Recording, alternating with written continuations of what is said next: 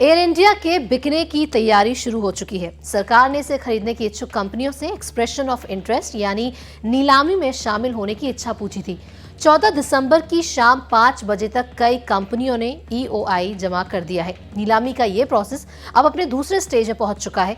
2018 में जो air India सरकार की कोशिशों के बावजूद भी नहीं बिक पाया था, लगता है कि इस बार वो बिक जाएगी। हालांकि एविएशन एक्सपर्ट्स अभी भी इसे लेकर बहुत ज्यादा उत्साहित नहीं है। भास्कर की रिपोर्ट के मुताबिक एविएशन एक्सपर्ट हर्षवर्धन ने उनसे कहा कि सरकार की ओर से एयर इंडिया को बेचने की ये कोई पहली कोशिश नहीं है। ईओआई तो कोई भी डाल सकता है। असली पिक्चर क्लियर होगी 5 जनवरी के बाद। पहले भी कई बिडर लास्ट मोमेंट पर प्रोसेस से अलग हो चुके हैं, इसलिए 5 जनवरी के बाद ही पता चलेगा कि कितनी कंपनियां बिडिंग के लिए एलिजिबल है। उसके बाद कंपनियों के फाइनेंशियल ऑफर उनकी सरकार के साथ नेगोशिएशन पर डिपेंड करेगा कि आगे क्या होता है। लेकिन एयर इंडिया बिक क्यों रही है? सरकार इसे बेचना क्यों चाहती है? कौन सी कंपनियां इसे खरीदना चाहती हैं? और जो कंपनियां इसे खरीदना चाहती हैं उनका क्या इतिहास है? पिछली बार से इस बार की नीलामी कितनी अलग है? आइए आपको बताते हैं सब कुछ। क्यों बिक रही है एयर इंडिया? कंपनी घाटे में चल रही है। 2018-19 में ही कंपनी को 4,424 करोड़ रुपए का ऑपरेशनल लॉस हुआ। वहीं 2017 से 18 फाइनेंशियल ईयर में भी कंपनी को 1,245 करोड़ रुपए का ऑपरेशनल लॉस हुआ था। लगातार हो रहे घाटे के चलते कंपनी पर 62,000 करोड़ रुपए से ज्यादा का कर्ज हो चुका है। कंपनी की हालत को देखते हुए सरकार पहले भी इसे बेचने की कोशिश कर चुकी है। 2018 में हुई इस कोशिश में एयर इंडिया को कोई खरीदार नहीं मिला था। 2018 में नीलामी क्यों पूरी नहीं हो पाई? साल 2018 में सरकार ने कंपनी की 76% हिस्सेदारी के साथ कर्ज के कुछ हिस्से को बेचने का ऑफर रखा था, लेकिन एयर इंडिया के घाटे और सरकार की शर्तों के कारण कोई भी खरीदार नहीं मिला। पिछले साल एविएशन मिनिस्टर हरदीप पुरी ने कहा था कि अगर एयर इंडिया का निजीकरण नहीं हो पाता है तो इसे बंद करने के अलावा कोई और रास्ता नहीं बचेगा। इस बार की नीलामी में सरकार ने क्या बदलाव किया? इस बार सरकार कंपनी की 100% हिस्सेदारी की नीलामी कर रही है, यानी कंपनी का कोई भी शेयर अब सरकार के पास नहीं रहेगा। कंपनी पर जो 60,000 करोड़ से ज्यादा का कर्ज है, उसमें से खरीदार को सिर्फ 23,286 करोड़ रुपए ही चुकाना होगा। बाकी का उधार सरकार चुकाएगी। नीलामी में हिस्सा लेने वाली कंपनी की नेटवर्थ 3,000 करोड़ रुपए होनी चाहिए। 2018 में ये 5,000 करोड़ रुपए थी। इस बार की नीलामी में अब तक क्या क्या हुआ? सरकार ने एयर इंडिया को खरीदने की इच्छुक कंपनियों को 14 दिसंबर तक एक्सप्रेशन ऑफ इंटरेस्ट जमा करने को कहा था। Department of investment and public asset management यानी DIPAM के सचिव तुहिन पांडे ने सोमवार तक कई ईओआई आने की जानकारी दी। हालांकि उन्होंने ये नहीं बताया कि कितनी और किन कंपनियों ने ईओआई जमा किया है। कितनी कंपनियों ने ईओआई जमा किया है? सूत्रों का कहना है कि जिन कंपनियों ने ईओआई जमा किया है उनमें Tata sons, SpiceJet, Delhi based एक company Kanti commercial, Air India के कर्मचारियों का एक ग्रुप और अमेरिकी फर्म इंटरप्स इंक शामिल है। इंटरप्स इंक के चेयरमैन लक्ष्मी प्रसाद ने खुद इसकी जानकारी दी है। खुद संकट में चल रही स्पाइस जेट भी नीलामी में हिस्सा ले रही है। एविएशन एक्सपर्ट हर्षवर्धन कहते हैं कि ईओआई तो कोई भी जमा कर सकता है। मैं चाहूं तो मैं भी एक कागज पर लिखकर ईओआई जमा कर दूं। जहां तक स्पाइस जेट की बात है तो वो खुद संकट के दौर से गुजर रही है।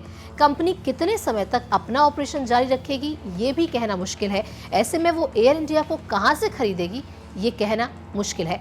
स्पाइस जेट को सितंबर तिमाही में 113 करोड़ रुपए का घाटा हुआ है। नीलामी में टाटा का क्या रोल हो सकता है?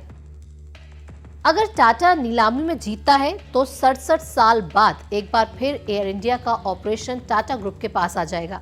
1932 में टाटा ग्रुप ने ही एयर इंडिया, जो कि उस वक्त टाटा एयरलाइंस थी, उसने इसे शुरू किया था। 1953 में सरकार ने इसे अपने नियंत्रण में लिया और इसका नाम एयर इंडिया हो गया। टाटा को कई एक्सपर्ट सबसे मजबूत दावेदार के रूप में देख रहे हैं। टाटा के लिए एयर इंडिया को खरीदने में क्या मुश्किल है? अभी तक टाटा की ओर से इस ईओआई पर आधिकारिक रूप से कुछ कहा नहीं गया है। अभी तक ये भी क्लियर नहीं हो पाया है कि टाटा ने अकेले बिड डाली है या किसी अन्य एयरलाइंस के साथ। टाटा सिंगापुर एयरलाइंस के साथ मिलकर विस्तारा और एयर एशिया का संचालन करती है, लेकिन सिंगापुर एयरलाइंस एयर इंडिया को खरीदने की इच्छुक नहीं है। EOI जमा करने वाली अमेरिकी फर्म इंटरप्स इंक क्या है?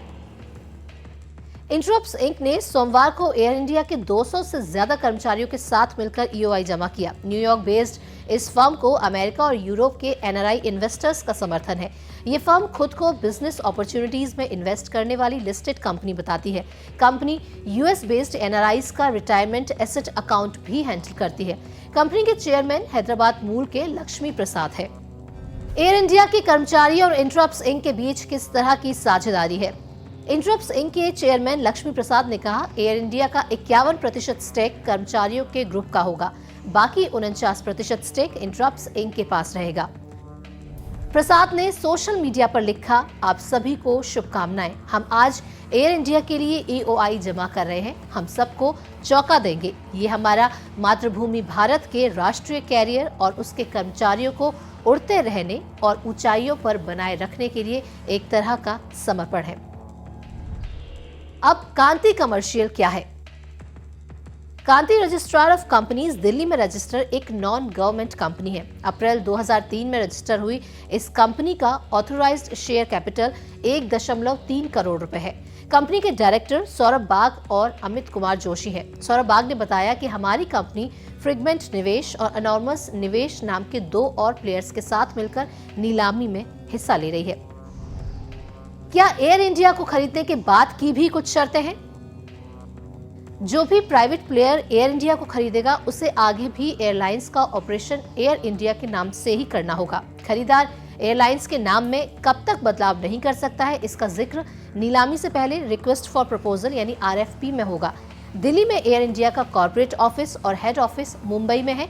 ये दोनों बिल्डिंग नहीं बेची जाएंगी। हालांकि खरीदार को कुछ समय के लिए इनके दफ्तरों से काम करने की परमिशन होगी। कब तक बोली लगाने वाली कंपनियों की फाइनल लिस्ट आ जाएगी? जिन कंपनियों ने EOI जमा किया है उन्हें अगले 15 दिन में अपनी फिजिकल बिड सबमिट करनी होगी। इसके बाद सरकार 5 जनवरी तक उनमें से एलिजिबल कंपनियों को इंटीमेट करेगी और तब क्लियर होगी फाइनल पिक्चर। इसके साथ ही एयर इंडिया बिडिंग प्रोसेस की रिपोर्ट में इतना ही। बाकी देश और दुनिया की तमाम बड़ी खबरों के लिए आप जुड़े रहें पंजाब केसरी टीवी के साथ। नमस्कार। हमसे जुड़े रहने के लिए हमारे YouTube चैनल को सब्सक्राइब करें और नई वीडियो की नोटिफिकेशन के लिए बेल आइकॉन को दबाएं। अगर आप ये वीडियो Facebook पर देख रहे हैं तो लाइक जरूर करें और ज्यादा से ज्यादा शेयर करें। धन्यवाद।